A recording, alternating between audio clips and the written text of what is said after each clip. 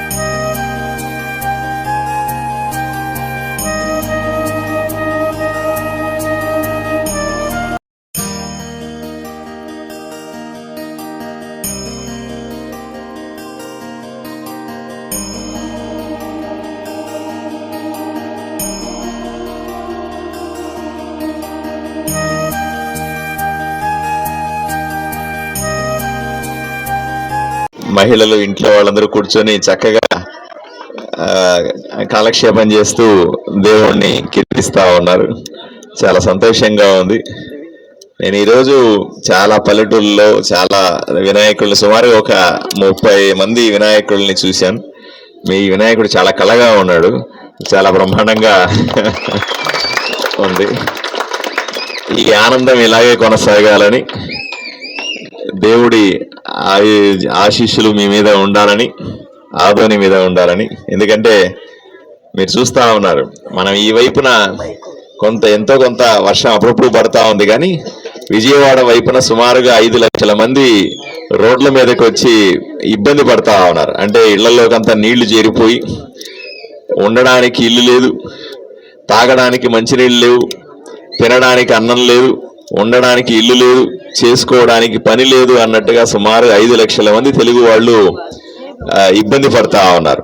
వీళ్ళందరి కోసం నేను ఈరోజు పొద్దున్నే ఒక ప్రత్యేకమైన కార్యక్రమాన్ని చేపట్టాను. జోలో పెట్టి మీరందరూ కూడా ఆదోని వాళ్ళందరూ కూడా పెద్ద మనసు చేసుకొని కొంత ఆర్థిక సాయం చేస్తే వాళ్ళని సీఎం రిలీఫ్ ఫండ్కి ఇచ్చి సీఎం గారి దగ్గరికి ఇచ్చి దాన్ని ఆ బాధితుల్ని ఖర్చు పెట్టాలనే ఒక కార్యక్రమాన్ని మొదలు పెట్టాను.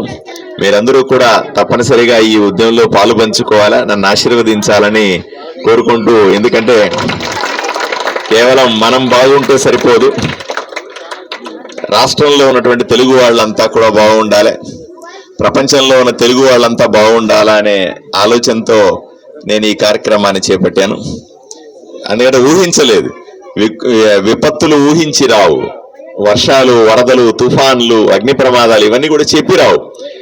కానీ మనం ఇచ్చే సాయం నేను పొద్దున అడుగుతా ఉన్నాను చాలా మంది. నేను ఒక 45 నిమిషాల పాటు రోడ్ల మీద జోలు పెట్టుకొని తిరిగితే నాకు 23,000 రూపాయలు వచ్చింది. నేను రోజు ప్రతి తిరుగుతానని చెప్పాను. నాకు డబ్బుల కోసం కాకుండా మనం పంపించేది 1 రూపాయి అయి ఉండొచ్చు. ఇప్పుడు ఇక్కడ ఉన్న అందరూ కలిసి ఒక్కొక్క రూపాయి ఇస్తే కూడా మీరు ఎంతో కొంత ఎవరికైతే సాయం అందుతో వాళ్లకు మనోధైర్యాన్ని ఇచ్చినట్టు నేను కోరుకుంటాను.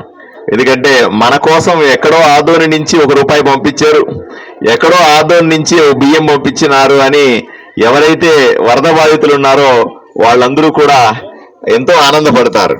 రెండోది, ఇప్పటికే ఆదోని నుంచి మీరు గర్వించాల్సిన విషయం ఇది. ఆదోని నుంచి ఇప్పటికే 150 మంది పారిశుద్ధ్య కార్మికుల్ని మనం విజయవాడ పంపించినాం, 2 బస్సుల్లో పంపించినాం. అలాగే పోలీస్ కానిస్టేబుల్ అనేసి అక్కడ పంపించినాం. ఆదోని నుంచి ఇంజనీర్లను పంపించాం. అక్కడ మన ఆదోని పేరు నిలిచిపోయేలాగా, మనం తలెత్తుకొని ఉండేలాగా మనకు సంబంధించిన ఆదోనికి సంబంధించిన ఉద్యోగస్తులందరూ కూడా అక్కడ వరదల్లో పనిచేస్తా ఉన్నారు. వాళ్ళకందరికీ కూడా మనం ప్రత్యేకంగా ధన్యవాదాలు చెప్పాలి. వాళ్ళు వెనక్కి వచ్చిన తర్వాత వాళ్ళకి సన్మాన కార్యక్రమం కూడా ఏర్పాటు చేస్తానని చెప్పినాను. ఎందుకంటే ఆదోని పేరుని వాళ్ళు విజయవాడలో కూడా మన కోసం నిలబెడతా ఉన్నారని, ఈ రకమైన ఉద్యమంలో మీరందరూ కూడా పాలు పంచుకోవాలని, ఇక్కడ కూడా మీ దగ్గర డబ్బులుంటే నేను జోలో పెట్టుకుంటాను, రూపాయి వేయండి చాలు, నాకేం డబ్బులు ముఖ్యం కాదు, మీ పెద్ద మనసు ముఖ్యం నాకు.